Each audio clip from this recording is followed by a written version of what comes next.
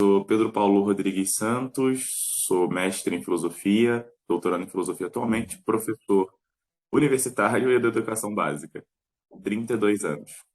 Beleza, obrigado. Qual a importância da ética para o jornalismo? É excelente pergunta, porque é uma pergunta que vai ter uma bifurcação, né? A ética ela vai ser fundamental para a atividade do jornalista e também para a comunicação que o jornalista faz. O que eu quero dizer com isso? O jornalista é a pessoa que trabalha com a disseminação da informação.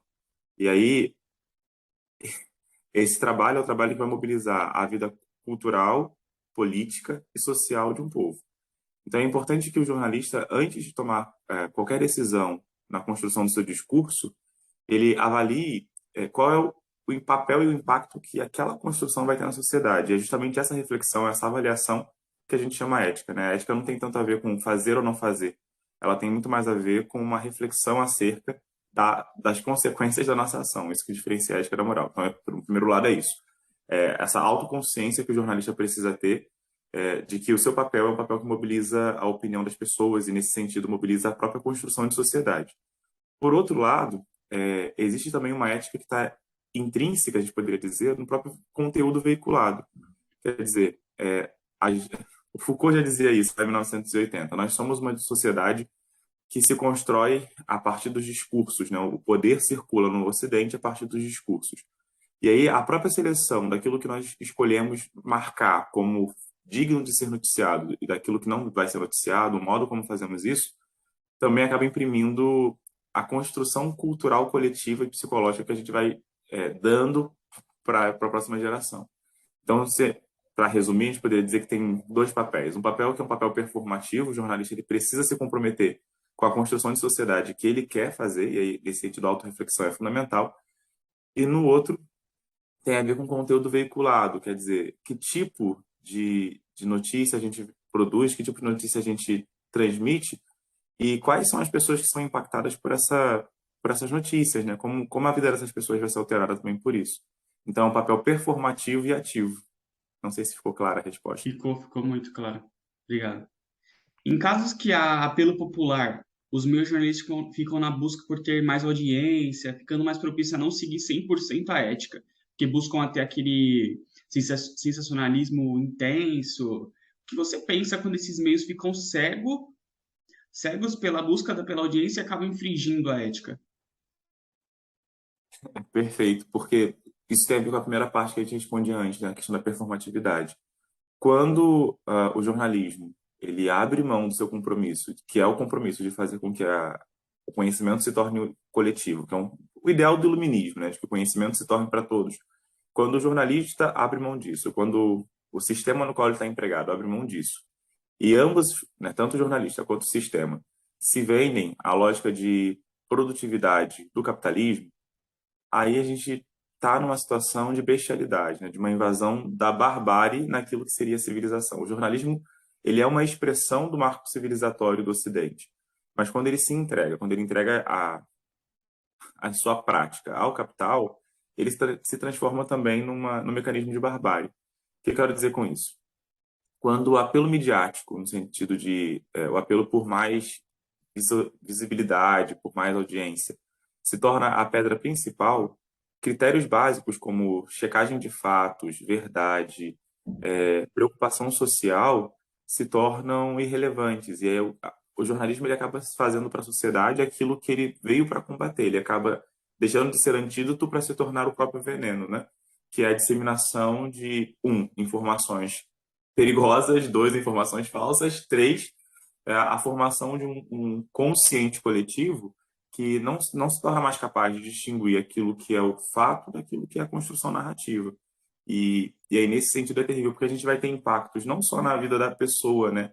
Dependendo de que tipo de notícia você veicula nesse sentido, você tem impactos diretos, volto a dizer, no cenário político, no cenário de construção. Eu moro numa cidade pequena, né? Só para dar um exemplo. Eu moro numa cidade pequena. Então, se você coloca, por exemplo, num dos mecanismos de mídia que um homem, sei lá, de barba ruiva está sequestrando crianças, eu não posso sair de casa, porque aqui eles vão me matar. E a questão é justamente essa, quer dizer, qualquer informação que a gente torne pública, ela tem um impacto muito grande. E aí, se os interesses não estão muito alinhados ao interesse do bem comum, bem coletivo, se não está alinhado ao interesse de uma promoção de civilidade, se o interesse é só capital, a gente vê Roma caindo, porque os bárbaros invadem. Sim, verdade. Você enxerga que falta aos jornalistas aprendendo ética com os filósofos tipo Kant, Sócrates, alguns filósofos que falam sobre a ética, ética moral, e aí vai destrinchando, né, o tanto de ética que os filósofos falam, para não infringir a ética, saber um pouco de cada conceito que cada pensador acredita para não infringir? Eu acho que, eu não, bom, eu não sei como é que é a grade de jornalismo de todas as universidades. Eu conheço a grade de jornalismo de algumas universidades. E algumas que eu conheço, tem até ética profissional no seu currículo, né, ética deontológica, mas quando você olha lá o programa da disciplina, não é bem assim. Eu diria que falta na sociedade brasileira, de modo geral, uma formação ética. O nosso problema não está só na faculdade, não está só quando a gente chega lá no ensino superior. Eu poderia dar exemplos concretos, né? Você pense, por exemplo, o advogado que no seu código de ética está lá que a sua função é garantir a aplicação da lei, né? E aí ele não pode mentir no exercício da sua função. Mas quando eu falo isso lá para meus alunos que estão fazendo direito, eles surtam, porque na cabeça deles a advocacia é fazer com que o cliente saia livre a qualquer custo, mesmo que ele seja culpado, e não é essa a função. A mesma coisa acho que acontece na faculdade de jornalismo, como na faculdade de medicina e tantas outras. Quer dizer, a gente tem lá um conteúdo programático de nível superior que a maioria dos alunos faz hoje EAD, então respondem fóruns nas faculdades, porque geralmente a matéria de ética ela fica fora do ciclo presencial. É, além disso, são conteúdos que são basicamente de informação para ser decorada, mimética, né? E sem nenhum caráter performativo. Mas qual o problema só disso, né? É que esse cara que chegou para ter aula de ética no ensino superior, ele teve, sei lá, a vida inteira de educação básica com ausência de princípios atitudinais sobre ética. Quer dizer, como é que eu posso reclamar, por exemplo, que um jornalista não cheque fatos se eu aceito que lá na educação básica meu aluno simplesmente copia o trabalho inteiro da internet e não o educo para ele entender que isso é um problema? Então, eu não tenho como corrigir lá na frente, quando o cara está com 20 e poucos anos, aquilo que historicamente, socialmente, nós aprendemos a entregar para os nossos jovens, né? Então, eu acho que falta ética não só no currículo do ensino superior, mas falta uma formação ética de um modo geral na sociedade brasileira. E aí a gente pode ver isso de modo muito objetivo, né? O brasileiro aprendeu desde sempre que nós temos um jeitinho. Isso está documentado lá pelo Sérgio Buarque de Holanda no livro Raízes do Brasil, no capítulo 8. Ele fala que o brasileiro é um homem cordial e ele está explicando justamente isso, né? Que a gente nunca aprendeu a distinção entre o público e o privado. E a gente tenta levar para a vida pública os jeitinhos que a gente consegue dar dentro de casa. A consequência disso. Nós vemos aí, né, um médico anestesista que estupra a cliente, é o médico, o advogado criminalista que sabe que o seu cliente é criminoso e alega inocência, mesmo mentindo. Jornalistas que apresentam o ET Bilu na televisão brasileira. Quer dizer, falta de critério completo. Mas tudo isso a troco de quê? A troco simplesmente de se manter a empregabilidade e lucro, né? E é muito triste. É, capitalismo move tudo, né? No caso, agora voltando um pouco pro caso do MC Kevin, não sei se você lembra do caso, que é o do MC lá que ou ele se jogou, ou foi empurrado, estava por efeito de drogas, mas ele morreu caindo da varanda do quarto andar, se eu não me engano. No caso do MC Kevin, houve um apelo popular muito grande por parte do público. Não sei se é porque o público se identificava por ele ser um menino quando ele não era tão conhecido, por ele ser um menino pobre, ficou rico, não largou as origens, ficou um pouco na favela, depois foi pro bairro bom, pro Alphaville. Então houve um apelo popular muito grande por parte do público. Como você enxergou a parte da ética da mídia neste caso? Eu me recordo que a notícia sobre o Kevin, ela pipocou de modo quase viral nas redes sociais, assim, sobretudo, né? E talvez o que tenha me chamado a atenção é que faltou ali o mínimo de cuidado com o corpo do Kevin, que nem tinha chegado, acabado de ter óbito, sabe? Assim, tudo aconteceu em menos de minutos. A gente tinha notícias e cada vez mais escandalosas, assim, acerca da passagem da morte do Kevin.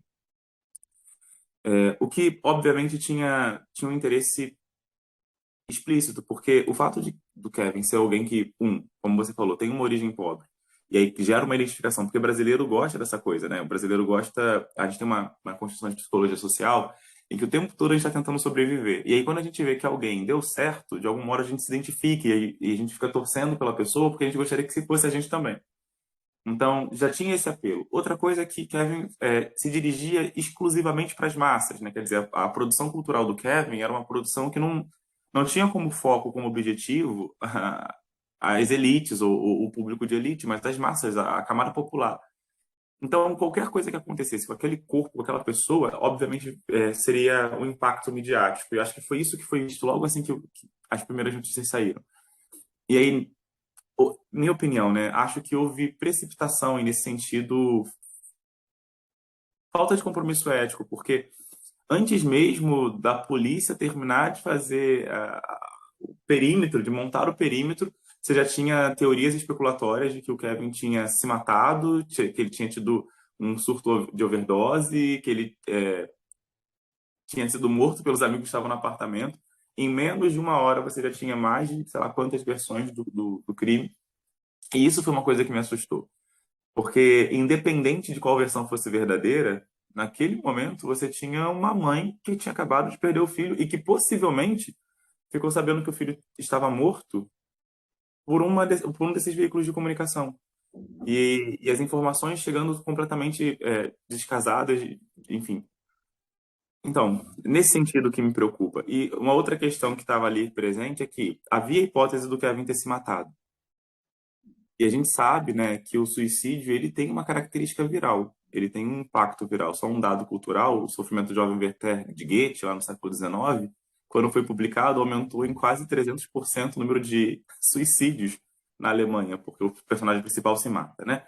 A gente viu o mesmo efeito, né, agora no século XXI, com os 13 porquês, o 30 Reasons Why. Nos primeiros momentos da série, enfim, nós tivemos ali ó, nos Estados Unidos uma certa elevação de casos de suicídio entre adolescentes. E se Kevin tivesse se matado, talvez colocar as informações como foram postas, né, de maneira tão direta, tão imediata, é, no mínimo irresponsável, sabe? Porque quando a gente trata de suicídio, por conta da sua capacidade viral, a gente não entra tanto em detalhes, porque isso pode servir de gatilho para que outras pessoas também façam. E não foi o tipo de cuidado que eu vi em algumas plataformas. Acho que eu falei demais, perdão pela. Não, não falou não. Quando se trata de suicídio, até é ético você nem publicar. Deixa para a família se resolver e só isso. Não se trata mais do público saber ou não, se foi, morreu ou não. O que falta para os meios jornalísticos respeitarem fielmente a ética e não se deixarem levar pela busca incessante de cliques e mais audiência?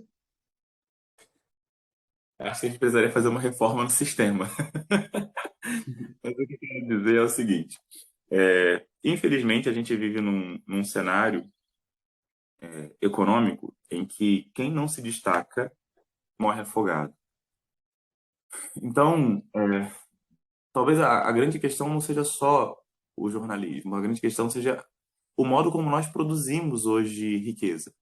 Nós entramos numa revolução industrial, que é a 4.0, em que não é mais o carvão, não é mais o ouro, não é mais o acesso a condutores que vão fazer a riqueza, o acesso à informação, né?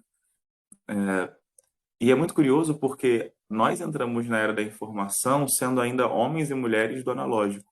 Então, a nossa cabeça ainda é uma cabeça de transição de época. A gente, por mais que lide com a tecnologia, a gente ainda é muito analógico. E aí, nesse desespero, a gente acredita que a quantidade de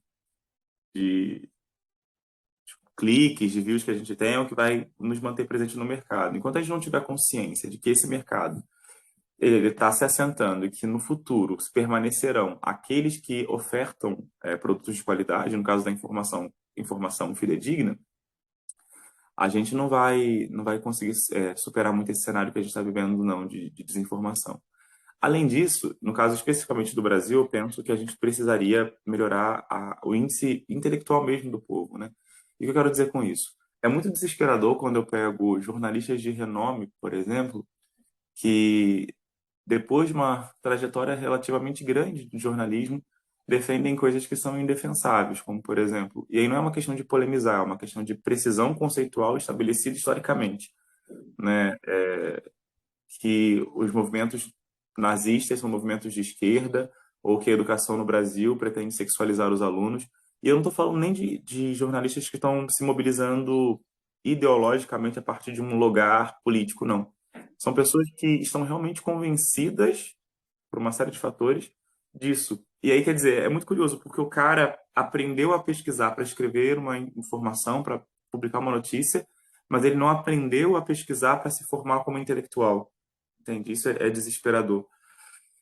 Então, eu acho que a gente precisaria, para que o jornalismo fosse mais ético, que, a gente de verdade entrasse na Revolução Industrial 4.0 e que tanto o jornalista como o público, né, aprendesse que informação de qualidade vale mais do que qualquer informação. Dois, que o jornalista ele entendesse o seu papel, como o Gramsci dizia, como o intelectual orgânico, quer dizer, é o jornalista que faz a ponte entre aquilo que é informação de alto nível e qualidade e aquilo que a massa vai receber. Se o jornalista não entende que o papel dele é esse papel de transição como intelectual orgânico e que ele precisa também ser um intelectual capaz de fazer essa tradução, a gente fica numa situação muito perigosa, né? Porque você acaba transmitindo para um grande número de pessoas não aquilo que é informação verdadeira, mas a sua ignorância acerca disso. Vou dar um exemplo. Essa semana saiu um artigo que dizia, não dizia isso, mas foi isso que foi noticiado na mídia brasileira, que não havia nenhuma relação entre serotonina e depressão. Eu achei o artigo minimamente, achei a notícia minimamente suspeita, porque a relação entre serotonina e depressão é consolidadíssima na literatura médica. Então, eu fui olhar o artigo original. O que o artigo estava dizendo, de fato, é que a síndrome depressiva ou a depressão, ela não há nenhum registro de que ela altere a capacidade produtiva de serotonina no organismo. Qual é a consequência disso? Curados as causas da depressão, o seu organismo é capaz de voltar a produzir serotonina naturalmente. Era isso que o artigo estava querendo dizer. Mas não foi isso que a mídia brasileira publicou. Então, esse tipo de transição, por exemplo, que é o lugar do perigo. Mas onde é que está a questão? É o jornalista, e aí eu não estou fazendo uma crítica indireta a ninguém, mas é o jornalista não assumindo o seu papel como alguém que precisa ser um intelectual e simplesmente querendo ser o primeiro a dar notícia. E às vezes lê apressadamente, às vezes não consegue inferir aquilo que está no texto, que é uma coisa básica da faculdade de jornalismo que eu compartilho como profissional de letras, que é a análise de discurso, né? Algumas vezes isso fica faltando. E aí qual é a consequência disso? Mesmo sem intenção, ele pode resvalar numa atitude que é socialmente criminosa e existencialmente antiética. Tá certo, muito certo. Como você vê a participação das grandes mídias nas redes sociais e o seu apelo em busca de engajamento? Eu acho que tem um pouco a ver com aquilo que eu compartilhava numa das respostas anteriores sobre ainda sermos pessoas analógicas, né? Eu acho que os sistemas de grande mídia demoraram para se dar conta do que seriam as redes sociais no século XXI. Quer dizer, acho que todas as grandes empresas muito tradicionais se demoraram, né, se deram um tempo para se dar conta do impacto que seria.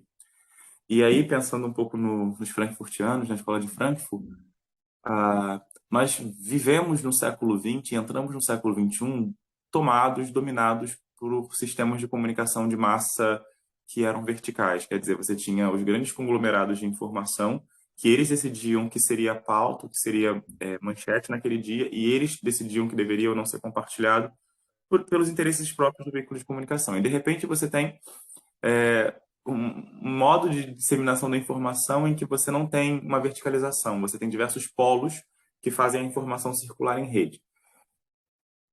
Talvez, no primeiro momento, você tenha pensado que isso é coisa de adolescente, isso não vai dar em nada. Hoje a gente percebe, né, como eu dizia, o efeito da Revolução Industrial 4.0, que é a customização dos produtos e da própria informação. A consequência é que esses conglomerados entram no mundo das redes sociais, mas ainda entram com a cabeça de empresas do século XX, né? E as empresas do século XX estão fadadas ao fracasso, elas estão fadadas à falência. Talvez o que chame a atenção sejam as empresas que se deram dentro desse cenário, e a gente pode comparar uma com as outras e ver a diferença. Você pega, por exemplo, o posicionamento da Netflix nas redes sociais, tenta comparar com o posicionamento. É claro que a Netflix não é uma disseminadora de informações e notícias, eu estou analisando o comportamento. Mas você tenta analisar o comportamento dessa empresa nas redes sociais com o comportamento de outras empresas, como, sei lá, a gente poderia pensar na própria Rede Globo de televisão, ou SBT, ou qualquer outro conglomerado.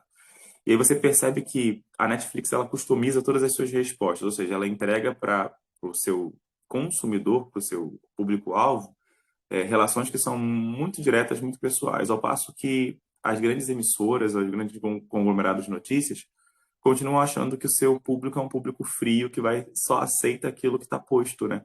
É mais ou menos manter na cabeça aquele ideal que o Ford tinha quando começou a Revolução Industrial, né, dos carros, que ele dizia, eu te vendo todos os carros que você quiser, desde que seja um Ford preto.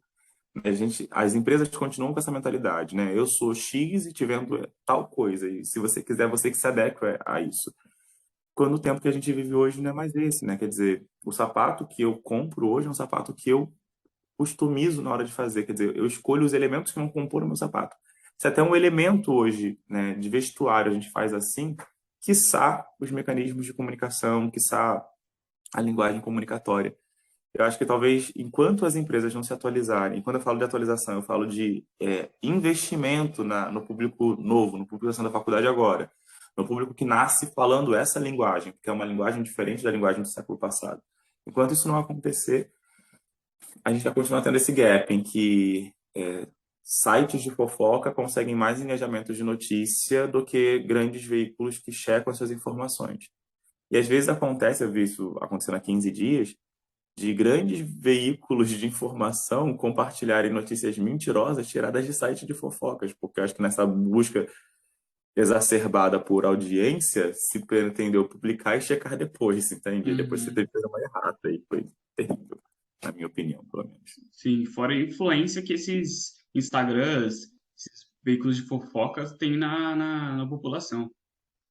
Eles quase mandam em que a população vai pensar ou não. A partir das Exatamente. postagens dele, a população vai meio que num consciente, tanto que ela vai vendo no celular dela, isso daqui é certo, isso daqui é certo, isso daqui é certo. Vai pensando que isso é certo também. Mesma coisa e do errado. Ah, isso daqui é errado, errado, errado, errado, isso daqui é errado, então. Tá fogo. Para você, como o apelo popular é definido e quais são suas características e como o público escolhe um caso que para ele, sabe? Tipo, esse caso do MC Kevin, como esse público escolheu tanto esse caso para ele? O apelo popular, ele se move, né? Ele se caracteriza e se define por um processo de identificação. Essa identificação ela vai acontecer por três mecanismos, oficialmente falando, assim, conceitualmente falando. Ou por uma identificação carismática, quer dizer, a pessoa que provoca o apelo popular é alguém que mobiliza os meus afetos, mobiliza a minha sensibilidade, mobiliza a minha inteligência, mas não porque exerce sobre mim alguma dominação direta, a dominação é simplesmente afetiva, e aí o que ela diz, ou o que ela faz, ou o que acontece com ela acaba me provocando. Esse apelo acontece sobretudo quando nós estamos em nichos muito bem marcados, em nichos muito bem fechados, né? É o apelo que líderes religiosos vão ter para uma determinada bancada, é o apelo que determinados políticos vão ter para algumas ideologias, e é o apelo, por exemplo, que a Anitta, Ludmilla, Kevin têm para um determinado segmento, né? Então, quer dizer, as três pessoas que eu citei, elas têm como característica comum o fato de serem pessoas marginalizadas, periféricas, vindas de corpos que o Estado brasileiro decidiu que eram corpos matáveis e que superaram essas condições e enriqueceram. Então, isso provoca na cabeça das pessoas o mesmo que Ronaldinho Fenômeno e Romário provocou na minha geração. Quer dizer, Ronaldinho, por exemplo, treinava num campo que ficava a alguns metros da minha casa. E aí, toda vez que eu passava lá e via o Ronaldinho na televisão, eu pensava, um dia pode ser eu. Então, esse é um apelo carismático, sabe? O outro é um apelo tradicional, que é quando a notícia ou a figura em destaque, de algum modo, representa as tradições que foram recebidas pela população. E quando essas tradições são quebradas, isso faz com que a população se mobilize de modo, às vezes, até bem aguerrido. Eu poderia trazer como exemplo disso o conservadorismo que nós temos acerca da educação, da proteção das crianças e da sexualização ou da sexualidade no Brasil. O Brasil é um país extremamente sexualizado, extremamente sexual desde sempre, né? Mas o tema da sexualidade, o tema do sexo, sempre foi um tema revestido de tabu. E aí, como é que você consegue criar um apelo popular? É só você pegar esse tabu e aplicar num lugar em que o brasileiro ama. Então, você bota lá sexo e criança na mesma frase, você consegue fazer com que uma grande camada da população tome um posicionamento até muito aguerrido contra alguma coisa. Exemplo disso foram as eleições de 2018, a disseminação, não é, de notícias sobre brinquedos eróticos que eram utilizados como mecanismos didáticos na sala de aula. Eu sou professor há 17 anos e eu nunca vi nada do gênero em nenhuma das escolas que trabalho na vida, mas eu não conseguia, por exemplo, demover essa ideia nem dos meus parentes, porque, como você falou, o fato disso estar tão disseminado naquele período, né, em diversos lugares das redes, como Instagram, Facebook, WhatsApp, fazia com que as pessoas acreditassem nesse discurso e mobilizassem e se mobilizassem por causa de um ideal. E a terceira via é uma via de dominação direta, que vai provocar também a mobilização popular, quer dizer, é o povo acreditar e se submeter a uma ordem de discurso específica e se agir por causa dela.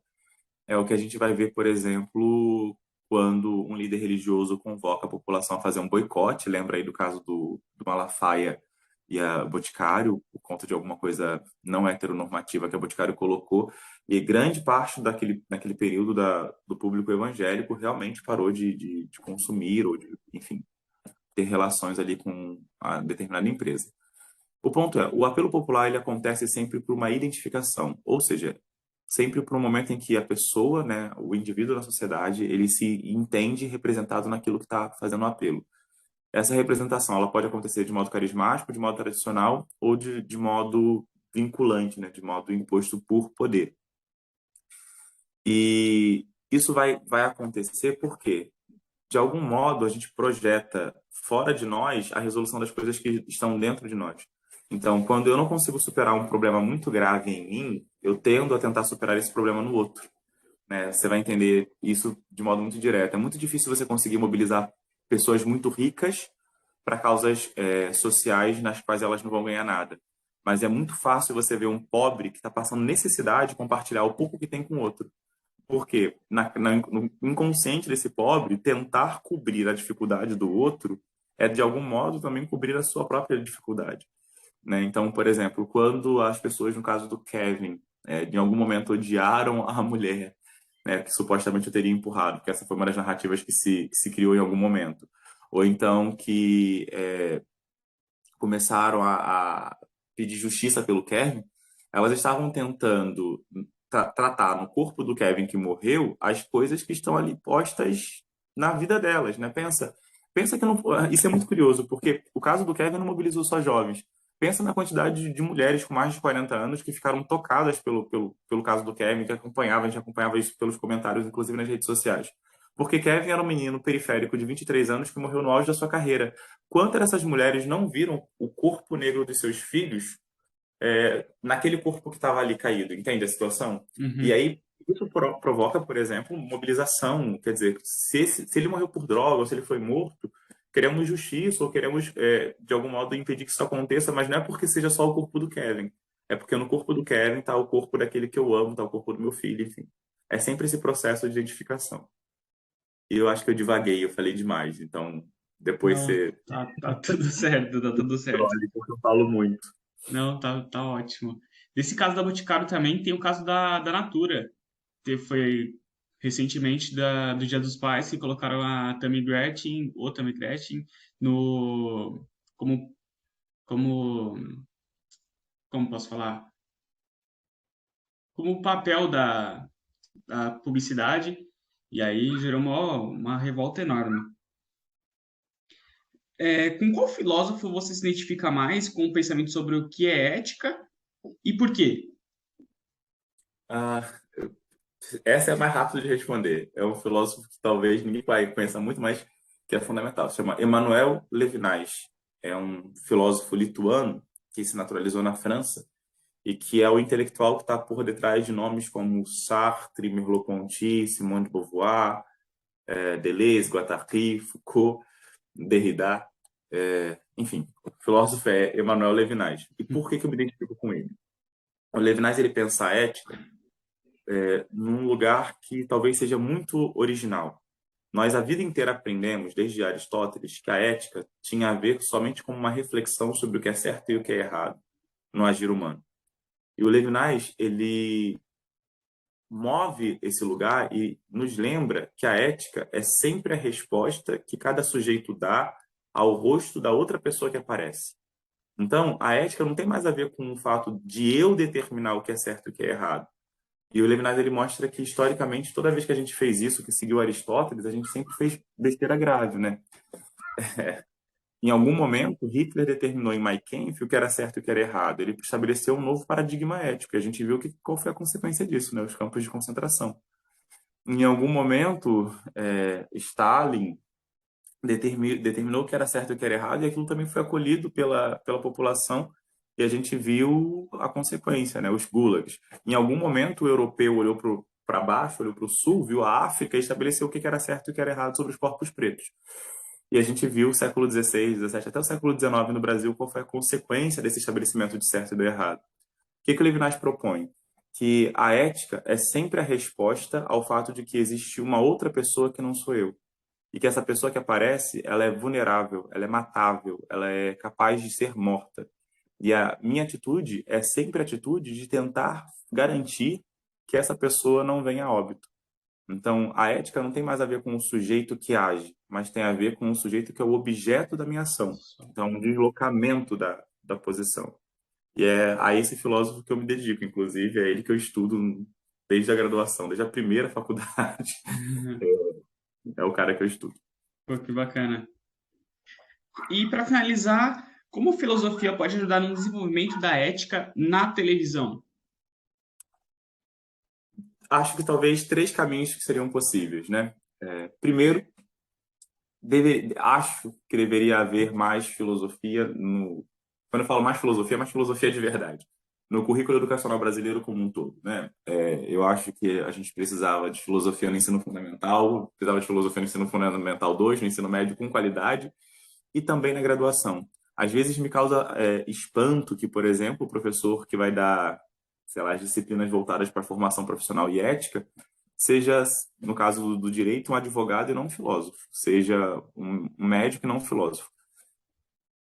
Eu acho perigoso. Não que o médico, ou advogado, ou jornalista não tenha capacidade dessa questão, mas é o que a gente está falando de antes, né? Quer dizer, é um recorte muito maior e que às vezes aquele cara teve uma informação menorzinha. Então, a primeira questão é essa. Acho que a gente precisava ampliar a presença da filosofia na educação, mas não porque a filosofia seja filosofia. Não é essa a questão.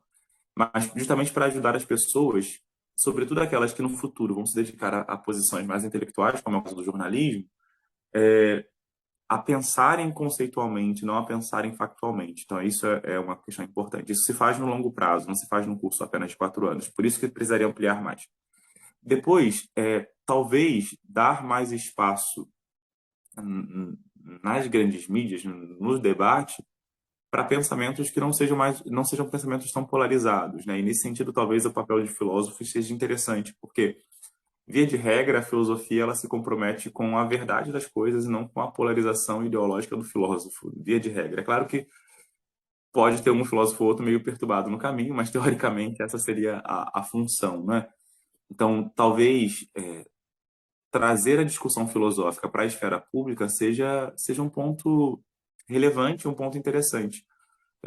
Ouvir a opinião de quem pensa conceitos talvez fosse um lugar interessante para que a gente pudesse trabalhar isso. E por último, mas acho que não menos importante, que as instituições de comunicação com a grande massa tivessem comitês de ética que realmente funcionassem, assim como os grandes hospitais têm comitês de ética. E que, tal como nos hospitais, esse comitê de ética seja multidisciplinar e que haja ali a presença, sim, de cientistas sociais, como antropólogos, sociólogos, e de filósofos também. Quer dizer, a notícia nunca é neutra, por mais que o jornalista tenha a pretensão de neutralidade.